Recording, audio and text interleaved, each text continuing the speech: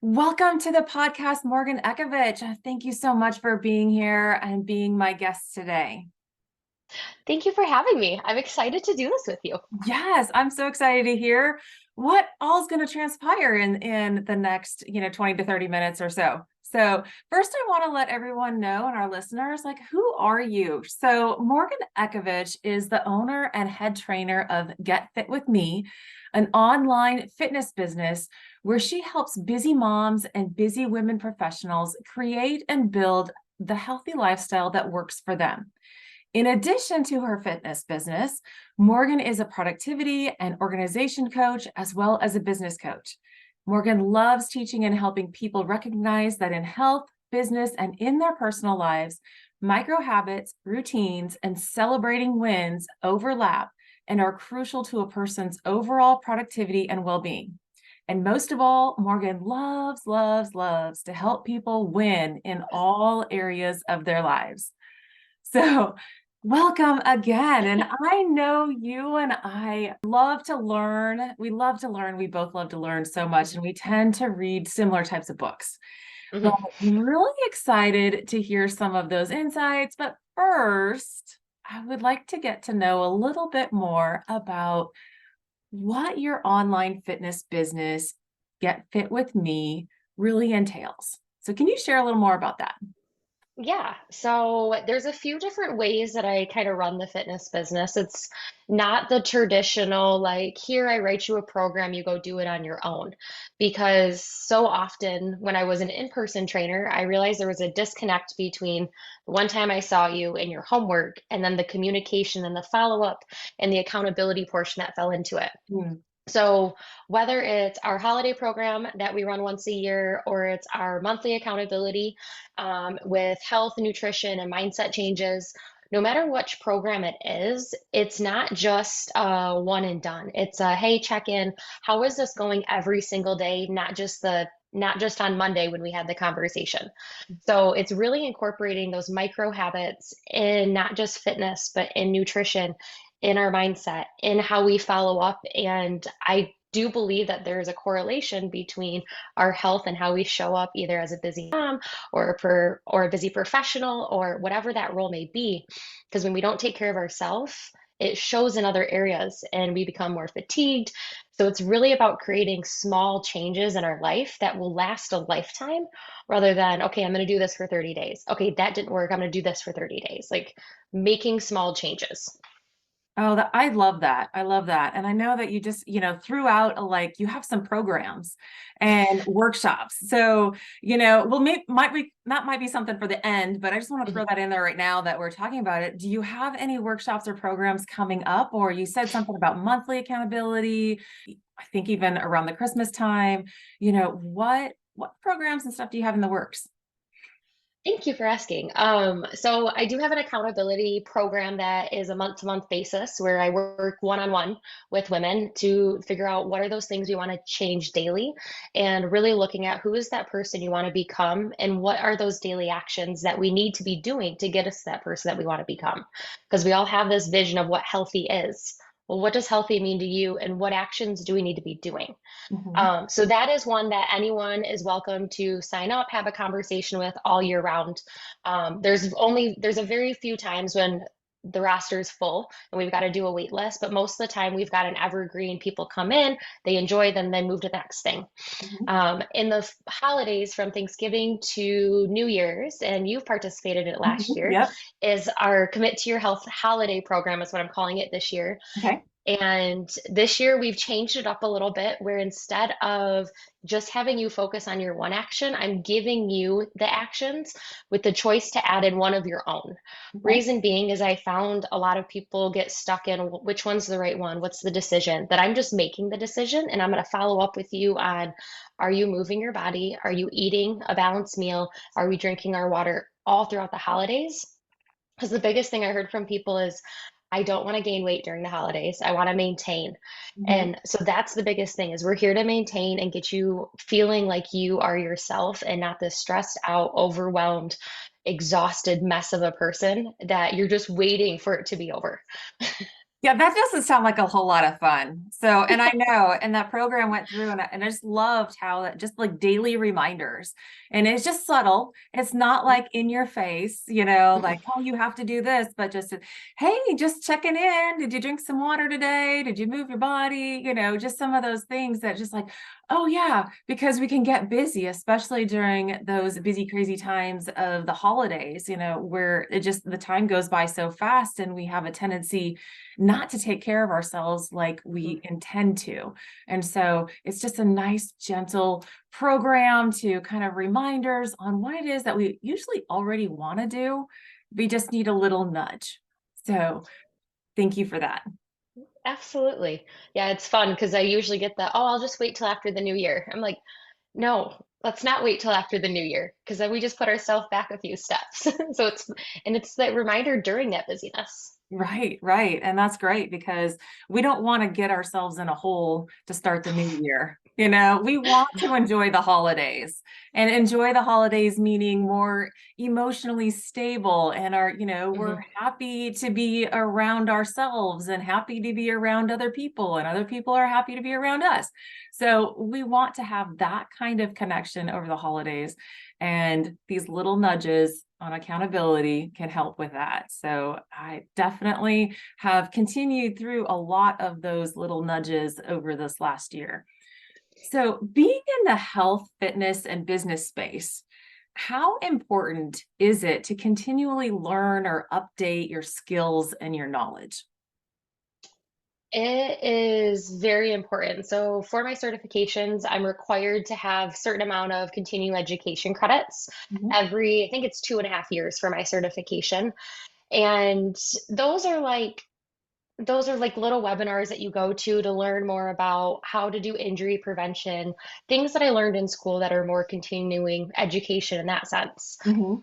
But since being a business owner and running health and also implementing everything that I learn into my own life and not just like teaching it, I found what's actually been the most effective for me is that personal development, whether it's taking courses. I've done Landmark, which is huge in personal development, which is like seminar series, and then even just getting into personal development books that are Mhm. easy to read with implementation exercises. If we're not learning, we're not growing. And you know this about Oh, me, yeah. I was never a big reader. A reader was never a term I would have classified myself as. Mhm. But through personal development and things like that, I learned that if I want to be, all I have to say is I am and then pick up the book and do it. Like Mhm. if I want to be a runner, I just have to go start. Like doesn't mean I have to be that way forever. And it's super important for that mindset work when I am interacting with other clients. Because if I'm not working on my own mindset and I can't move myself past that wall, how am I expected to help them get past that wall of, well, you just keep telling me I can have it, but it's just not working. Like we all have mental blocks.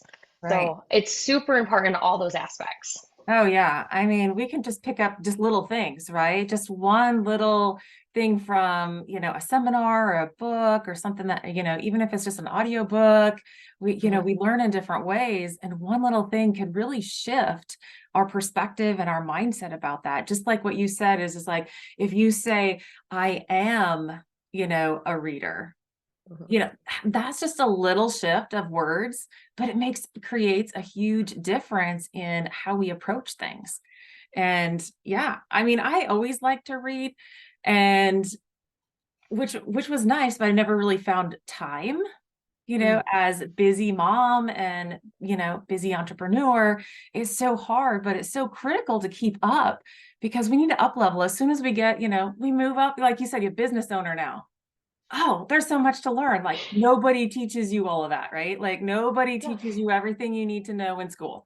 So we have to go learn this on our own. So just continuously upgrade. So don't ever think that you have to, when you get done with school, kids like, oh, I'm done. I'm done with school, or I'm done. No, you No. know, be a lifelong learner because there's always something new to learn. And heck, technology space, I mean, just look back. I mean, you're younger than me, but if we were in school, like what's the difference between then and now?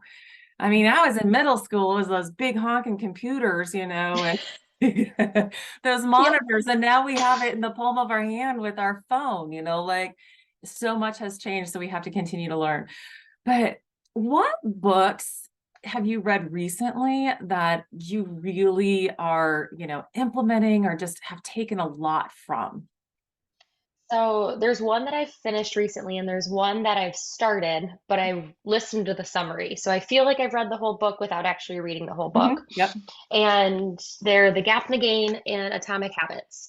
Awesome. Um, this is the one that I read fully. I've been told for probably like 3 years now by multiple people, read it, read it, read it. I was at a friend's place and it was on the shelf, and I was like, "Do you mind if I borrow this?" Because part of it was like, I don't want to invest in a book that I Mhm. may not like, Yep. because I considered myself not being a reader. Like, why would I put money into something that I may not enjoy?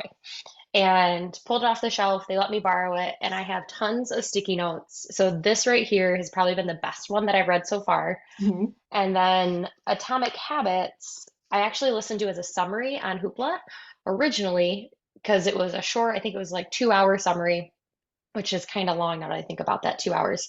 Um, but the summary was so good and it talked about exercises that I'm slowly reading through this. Mhm. This one's taking me a little bit longer to get through, but I'm love that I've picked this one up because there are little key points as simple as shifting the I'm not to I am. Like those little simple habit changes and looking at who we want to be and just Mhm. starting to do those actions rather than doing those actions hoping to become that person.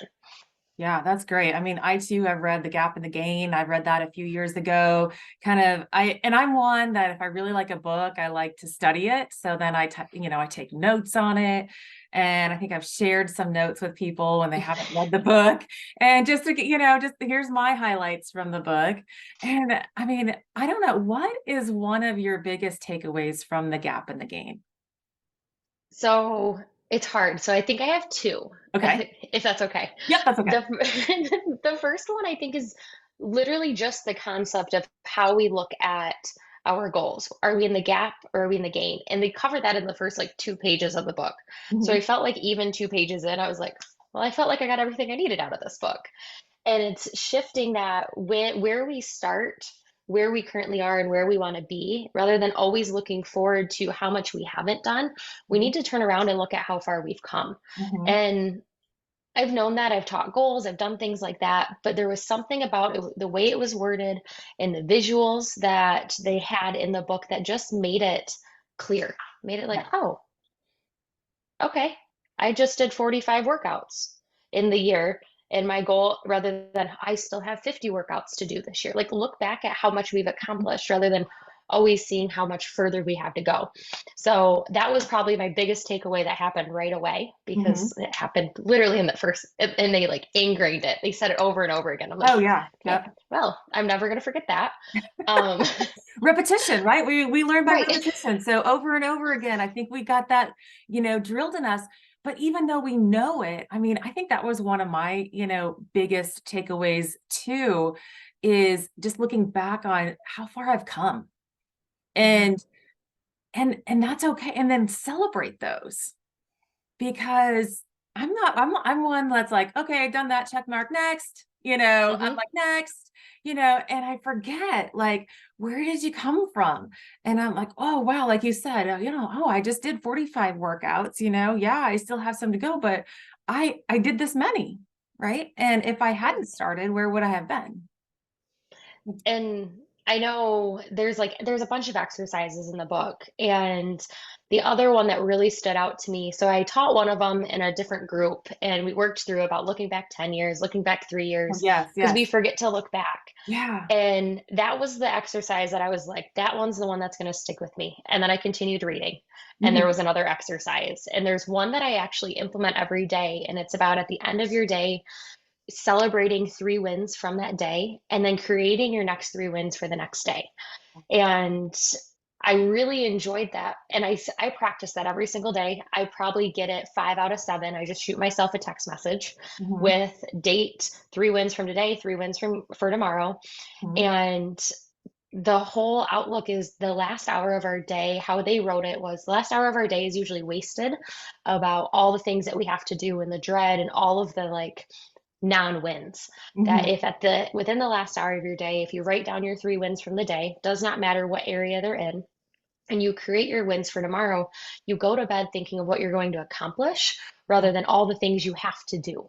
So it's a mindset shift of, oh, this is what I'm going to accomplish tomorrow. And you wake up more motivated, and it's okay if you don't cross them off. There's times where I'm like, none of those 3 wins that I wrote down actually happened today, but I still found 3 more wins in that because life changes and shifts. But that Right. was my second biggest takeaway, was that little 2-minute exercise at the end of your day Mhm. Mhm. that can be implemented.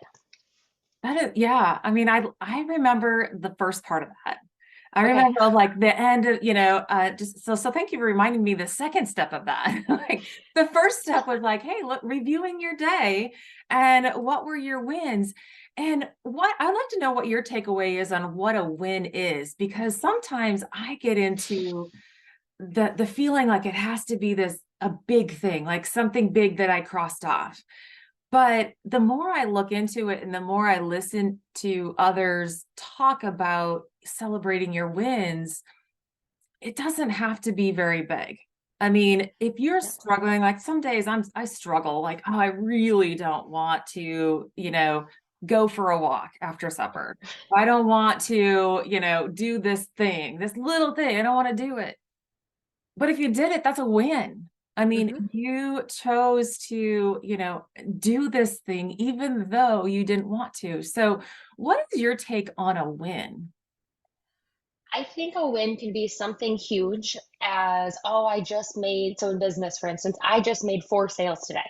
It Mhm, could be something big, or it could be something of, I hit my water goal. mhm, Because depending on, kind of like you mentioned, depending on how we are that day, it may be the most challenging thing to eat a vegetable, drink your water, and get some sunlight. And if you do those when you're battling whatever it is, then those are wins. mhm. They don't have to be these big, profound, like milestones. Wins are meant to be these little tiny things that we celebrate along the way as we hit that big milestone. And I think That's it's kind of how really, I see that. yeah, I know. And I think it's really important to like people to like really understand it's just the little things because the little Mhm. things create big things. And I know that'll go into a habits here in a second, but I do want to say, the second part that reignited is the looking ahead to tomorrow, the wins, and setting kind of an intention of how you Mhm. want tomorrow to go. And I have a tendency to forget that part. And so how do you have any suggestions on, ways to help people look forward to tomorrow? So, usually, what I do, I am a huge plan tomorrow, today type of person. It's a skill and a system that I've implemented even before business, is before I go to bed. I always sit down and I'm like, either at the end of my work day or before bed, I'm like, what is happening tomorrow? Mhm, Oh, I have a client at 6 a.m. Okay, that means I need to get up at this time. Like, I'm fully prepared for the day. mhm, If I don't and I wake up and like we're just on a whim, day is not successful for me. mhm, So for me, it was first implementing plan tomorrow today. And then for those intentions, it was looking at the day and seeing, what do I have time for, or what needs to happen that I've been putting off? And for some, it's calling the stupid doctors and like scheduling the doctor's appointment that we've been dragging our feet on. For some, it may be a 30-minute walk outside. mhm, Maybe it's going and organizing your email. So it's all, when I make those intentions, I also make them based on what I have available, mhm, because I feel like sometimes we get caught in setting these intentions of, I'm going to do all of these things, and really, you don't have time. You have mhm, time to go for a 30-minute walk, and that's the only time you have to yourself that day. mhm. So for me, it's kind of, I pair two things together. I pair that exercise with something I've been doing. Uh-huh. So I'm not caught in the, oh, I set intentions that were not even going to be possible today. Right. Because then we just feel bad about ourselves. Whereas I'm like, those were possible. They just didn't happen. Yeah. I chose 3 other things instead, and Yeah. that's okay. Yeah. So I hope that Yeah. answered your question. Yeah, it does. And what brings to mind for me is like that's great, like I do look forward to tomorrow. Like I have like my kids always ask, "Oh, what's going on tomorrow?" Because I've trained them, because I've trained myself. But it's mostly for me, it's like the to-dos, if I've got, meetings Mhm. scheduled or certain things that need to be done, yeah, those can be wins, but sometimes they just feel like my task to-do list. But I think what I kind of gathered a little bit was an intention inside of that. So if it was, Mhm. say I, had a meeting with somebody or whatever scheduled, it's like, okay, it's not just when I did that, how do I want to show up? Like, or Mhm. if I wanted to have a conversation with one of the kids or my spouse, like, how do I want that conversation to go? It's kind of a more of a intangible feeling type of win that, like, oh, sets the tone for really how to make that task successful. How do I want to feel? And that's I love that you said that because half the time my wins were I taught a great class today. Mhm. Like no matter what I was going to teach the class, but Yeah. I walked away feeling like I taught a great class. I Hmm. walked away feeling this way, and to me that was a win because that's not an all the time feeling. So it's Yeah. those intangible things that you can feel. And in the book they mentioned or he says no more than 3 because they're Mm. supposed to be your 3 power things and not that daunting to-do list. Yeah. So it's kind of pairing a bunch of your systems that you have together, but then Mhm. also looking forward to it rather than I got to call the doctor. Yes, I finally get to get that checked off, Yes. that sense of accomplishment that's coming rather than, oh, Right. I got to go do that thing. Well, sometimes all of our like, oh, I got to go do that thing starts weighing and gets really, really, really, really heavy. And once we, check it off, we're like, I'm free. So take us in a little bit to habits, because it kind of sounds like all of this kind of goes into these little micro habits that we can do on a daily basis. Yeah, so micro habits is something that I think I kind of coined between a few different other books that I've read. Mhm. Um, and Atomic Habits, I love. So when I listened to the summary, like I said, I'm only like on page 42 of the real like words. Well, I can So say it's I gonna take, started it and I think it's still sitting on my shelf, maybe halfway. I might have gotten through a couple, like maybe 3 or 4 chapters, but there's so much in there. But yeah. there's so much in there. So one of the things that I'm loving about this is I think it's around chapter 2, it talks about thinking about who you want to become. So that person. So for instance, let's use the word healthy. So Peggy, you want to become a healthy person. Mhm. Well, what does healthy mean to you? What type of actions does a healthy person do in your mind? So if you're like, okay, they drink their water, they work, they move 30 minutes a day, and this is different for everybody. Right. It's eat a vegetable, it's have protein. Hmm. Okay, so instead of saying, well, I'm still not healthy, take one of those actions that are going to make you a healthy person and just start doing one of them. And then once you start implementing those actions because you know that's what creates that healthy person and will help you believe you're a healthy person, rather than sometimes we start with the action in mind of, I'm just going to drink more water and that's going to make me the healthy person. Ah. But we still don't believe that we're going to be healthy when we do that. So it combines those really small daily actions with Hmm. who that person we want to be is. And we have to start with that person and figure out those habits based on that. Does that make sense? Kind of Yeah. I how. mean, I'm looking at that going, okay, when somebody tells us that we need to drink 90 ounces of water, we take that and to me, it's like a should. Hmm. Like, I should do this to be healthy. Hmm. And when I hear that, I don't know if it's just me, but like my resistance wall comes up. It's like, oh, I should do this. Well, no, I don't want to do that. I mean, it's just immediately I have like Hmm. defensiveness and resistance to it. But you're saying in this, there's an exercise where you write out what your definition of healthy is. Hmm. And in that definition, mine is drinking, 90 to 100 ounces or up to a gallon of water a day, only because I know that helps me feel good. Hmm. And so healthy to me is maintaining that water intake, but it's also moving my body every day. And that doesn't mean the same thing. It could be walking, it could be strength, it could be resistance, it could be, hit stuff, it could just be like yoga and stretching, but just moving my body a little bit. So when I define it, so you're saying that as if you define it for yourself and you start making progress Mhm. on that, if you take that water goal and you start, then you are becoming a healthy person. Exactly. Same thing with me. I'm not a reader. I'm not a reader. Well, I'm a reader. Well, what does that mean? I need to pick up a book every day. That doesn't mean I'm going to sit there and read 20 minutes or 20 pages every day. That's the goal. But sometimes you open the book and it's just reading the first page of chapter 3 and saying, I read the book. I am practicing the skill of reading because it's so Mhm, easy with life to, if we want to become something, letting mhm. those little things of "Ah, that doesn't add up. That doesn't add up." Yeah. Well, we've all seen ourselves gain weight in some aspect.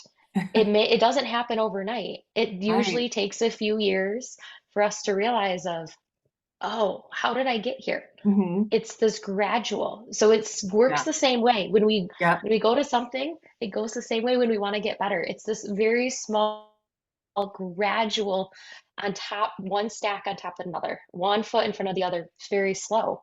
And that's where we got to pull those wins in Yeah. because it's a slow process. And we're just Right. like, I don't see anything. Well, really, let's turn around and look. Really, what have you achieved? Oh, Oh, yeah. It's like eye-opening. What right. you were talking, and it just kind of comes to mind. I was listening to Tiffany Peterson. I don't, but she had this minimum, target, and optimal. Mhm. So on, and so I've kind of forgotten some of the words that, before, but then I got reintroduced to it. And I'm like, oh yeah, that's where I picked up a minimum of 10 minutes of movement. When the days that I don't feel like it, I feel crappy, I don't want to do it, a minimum of 10 minutes. My Mhm. target might be anywhere from 20 to 30 minutes, but it's you can do that for like any activity, right? Or any Mhm. kind of habit that we have. What's the minimum? What's the minimum standard here? And then Yep. what's our target? What are we really aiming for? And above that, wow, you know. And I have a client that I'm working with. We're talking about her step goals, and she just gotten a booster today. So she's like, I'm just feeling awful. Can we change my step goal? Like, absolutely. Like, what do you think a good minimum is today? Mhm. She's like, well, I'm going to take the dog for at least a walk. So let's go for like 4,000 steps. I'm like, awesome. That's your absolute minimum. If you Mhm. go over that, your target is still your 7. So Yep. that's always where we are, but let's make your minimum 4. Mhm. And if you even exceed that 7, even better. Yeah. But so Yeah. often we get caught in not seeing that minimum and we're like, I missed the mark, I failed. No, Yeah. set the minimum for your water, your steps, and time of movement, how many Mhm. pages you're going to read, or how many minutes. For Right. me, it's sometimes a minute. Yeah. Literally read for 1 minute. I need to get that down to my minimum, just opening the book, reading a couple pages, that's it, Mhm. and just because that creates consistency. Why is consistency important? Consistency is usually where consistency is an overall time of consistency. Consistency doesn't stop. It's not, we're done after 60, 90, 100 day, a whole year. I was consistent for a whole year. As soon as you stop being consistent, Mhm. it's super easy to revert back to our old habits, our old ways of being, an unhealthy version of ourselves, a non-reader, all of those things that we just leaned into we were being really great at. Mhm. And sometimes we consistently will do things without knowing it. Like I drink water without having to think about it because I've been doing it for so long. Mhm. But I can tell if we go do a weekend away and I don't have my preparation of, do we have water bottles? Do I have something to drink out of? I'm inconsistent with my water and I can feel it. I can see myself floating back. Mhm. So consistency is important for one, to teach yourself that you can do the same thing over and over again. And we tend to not do it because it gets boring. Mhm. It's boring. It's boring being consistent. Being consistent gets you results. Yeah. Being consistent in anything will get you results. If you're in business and you're doing sales, if you're consistently showing up and talking to people and having conversations, you will make sales. If you consistently show up and you work on your nutrition, your water, and your exercise, you're going to see differences and you're going to feel better. Same thing in reading. If I consistently show up and pick up a book, I will consistently get through the book. If I don't, I will not get through the book and it will just sit where it is. It's a very real, very real example there. That's true. That's true. And so consistency, you touched on it, like it being boring. And I that totally resonates with me because I can totally get bored with exercise routines,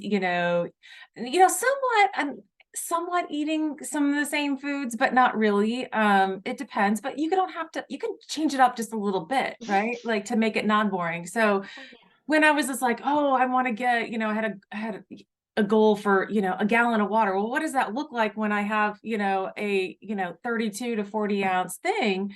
So I was like, well, the gallon jugs of like milk or, whatever, they're kind of boring, right? They're just not.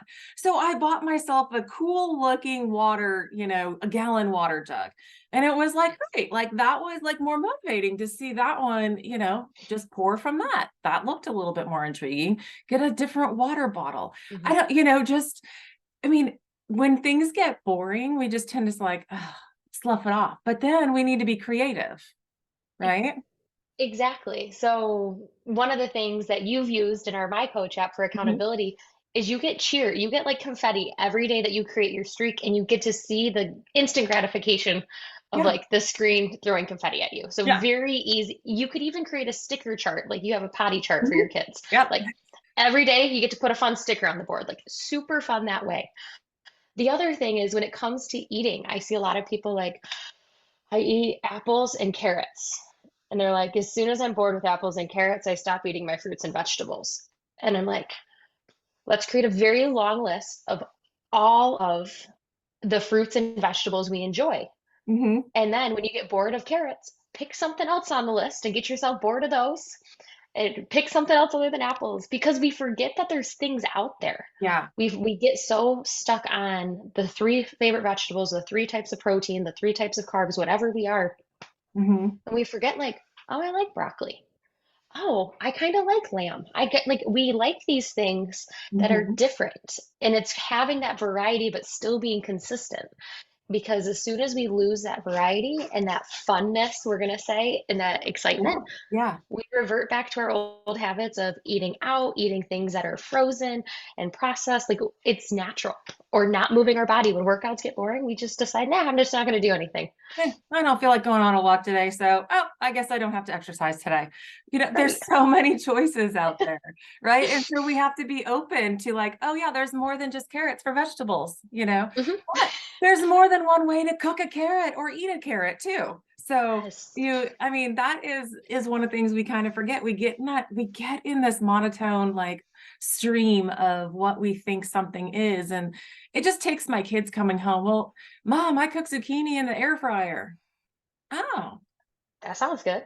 that sounds really good. So yeah, guess what? It's really good. And it doesn't seem to take so long as to throw it in the oven and do the same thing. So, I mean, so there's different ways, and we are these beings that we don't like being bored. So we do No. have to be creative, right? And there's so many different ways to be creative. And there's so many different, yeah, recipes, Mhm. workouts, yeah, so many different things.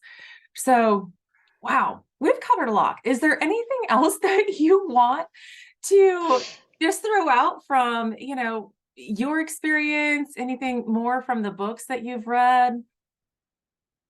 I don't know. I think the biggest thing is if you're unsure about a book, listen to the summary on a free app to really just get an idea. Because I really don't think your inside summary of anything gives you a real insight. Hmm. Like, get something that's at least 30 minutes long. They give you the key takeaways, and maybe that's all you need, and be like, no, that's what I got from that book. That's what was perfect. Or Yeah. maybe it's exactly what I did with this. Is like getting those summaries and really just getting a sense of like, is this something I want to listen to? Is it something that I think I'll find value in? Hmm. And then if you have not read it, I know it was pushed at me for 3 years before I picked it up. If you have a friend that has it, borrow it. If you don't want to invest in it yet, it is phenomenal to also have a hard copy Hmm. because there's exercises in it. Finding books that actually have implementation rather than just consuming, I have found has been like the game changer for me actually doing something with it rather than just consuming all the time.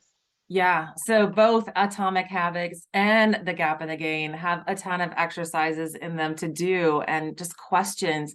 So yes, it'll probably take a little bit longer to get those books thread because you're just not consuming it and like flipping pages like a thriller book or something. So, but they are so valuable. And even if you can just take, one or two things out, just the first 2 pages, like you said, the difference between looking at things is like, oh, so much left to do versus how far I've come can really be a game changer for your mind.